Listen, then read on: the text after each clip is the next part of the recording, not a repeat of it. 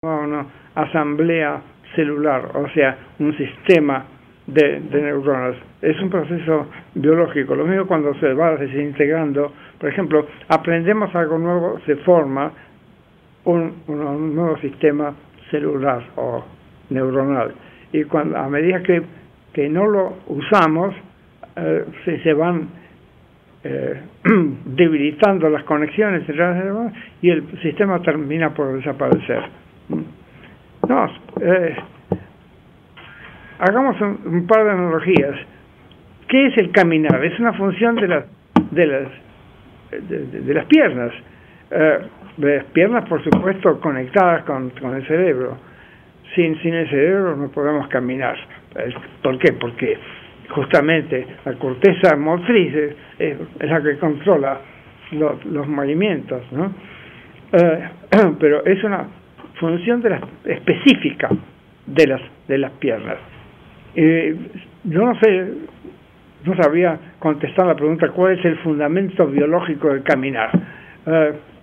Basta decir que aunque las piernas tienen muchas funciones, por ejemplo, patear la pelota es una de ellas, patear a un enemigo es otra, las funciones específicas de las piernas y el motivo por el cual han sido tan exitosos en el curso, las patas han sido tan exitosos en el curso de la evolución de los bípedos y tetrápodos, es precisamente por eso, porque las piernas o las patas son aquellas partes del organismo cuya función específica es caminar. Tiene muchas otras funciones.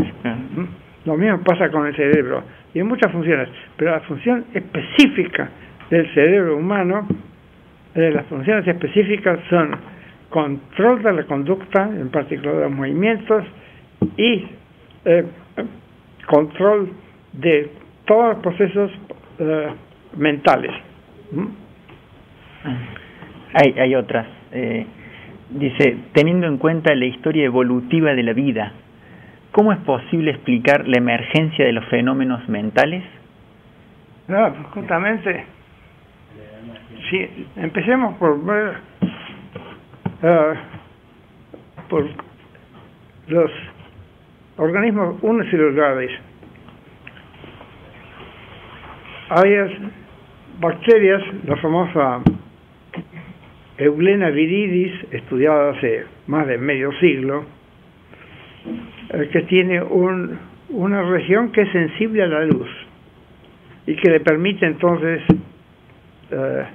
es un flagelado, le permite entonces nadar hacia de la luz o alejarse de la luz. Esa ya es la percepción, empieza ya a nivel celular, en ciertas, no en todos los organismos unicelulares, en algunos. Por ejemplo, esas funciones no las cumplen las células que invaden nuestro intestino, que carecen de núcleo, ¿no? Después hay organismos unicelulares también ciliados que son capaces de detectar los gradientes de la concentración de un químico, entonces les permite huir. Por ejemplo, aquí pone una cantidad de ciliados de ciertos tipos y echa una gotita de ácido sulfúrico que se va difundiendo.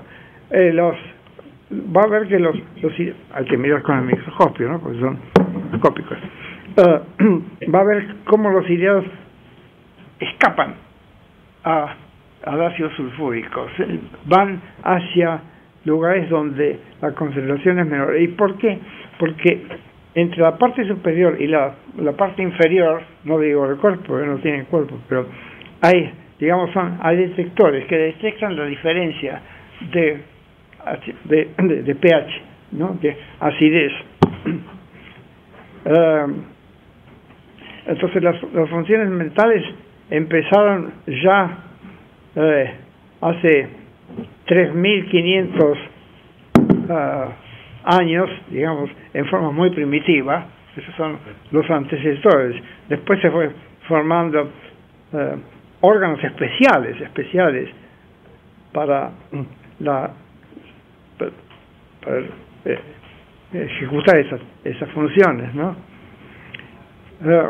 Justamente uno de las ramas más interesantes de la neurociencia es la neurociencia evolutiva, estudiar cómo fue cambiando, cómo fue aumentando el tamaño del cerebro y sobre todo el tamaño del área de las circunvoluciones cerebrales, y cómo ocurrió algo muy interesante hace unos 40.000 años o 50.000 años, que empezó a disminuir la capacidad cerebral.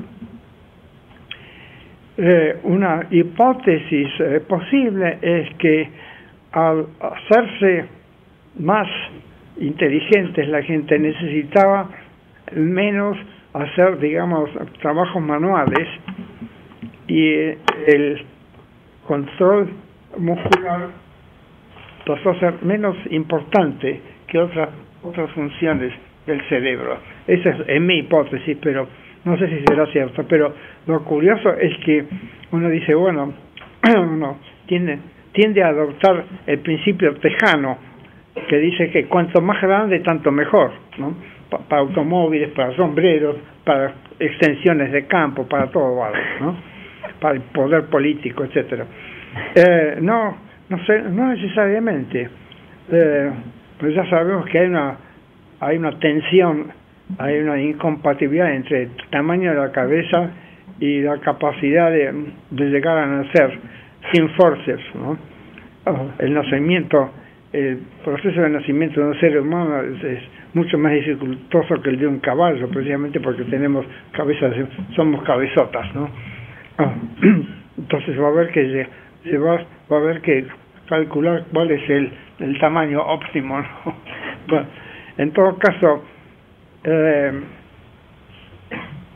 sí, la neurociencia evolutiva es una rama muy interesante, y en los últimos 50 años se ha avanzado bastante en eso, ¿no? Yo tengo todavía 2 preguntas acá. Ah, buenísimo. La reflexión filosófica, no. ¿Las leyes neurocognitivas son causales o estocásticas? ¿Qué opinión tiene sobre el libre albedrío? Bueno, no conocemos muchas leyes neurocognitivas, desgraciadamente.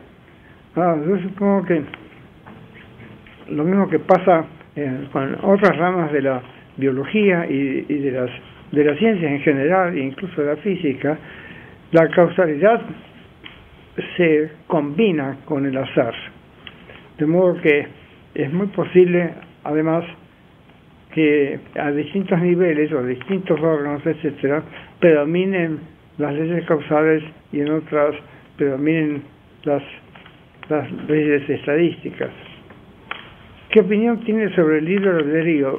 Bueno, el problema del libre albedrío tiene una historia muy interesante. Es una idea, creo, inventada por San Agustín para poder contestar la pregunta: ¿cómo, si Dios, siendo todopoderoso, cómo es que el mundo es tan podrido? ¿Por qué hay tantas calamidades? ¿Cómo permite Dios que haya guerras, pestes, etcétera?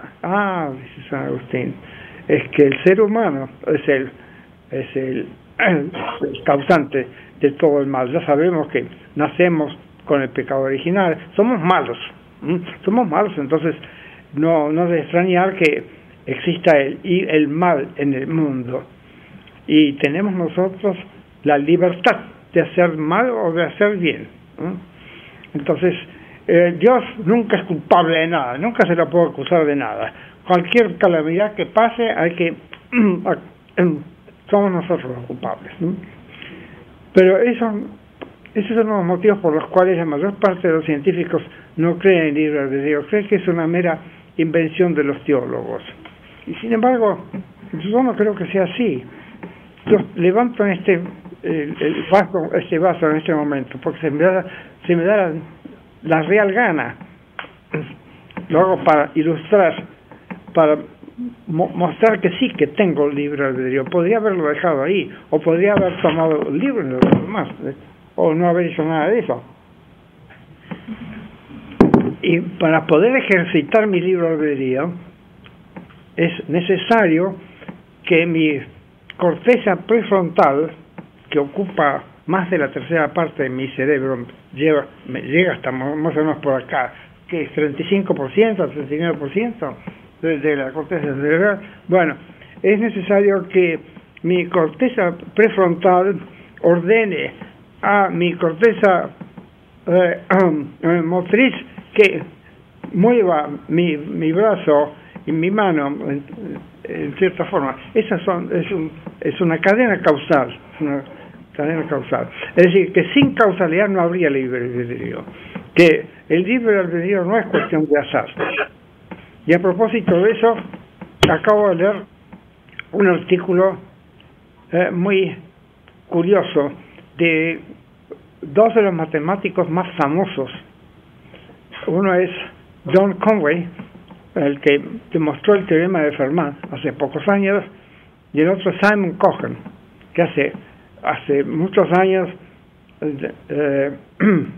trabajó en la llamada hipótesis del continuo en teoría de conjuntos, y se llama el teorema general del libre albedrío.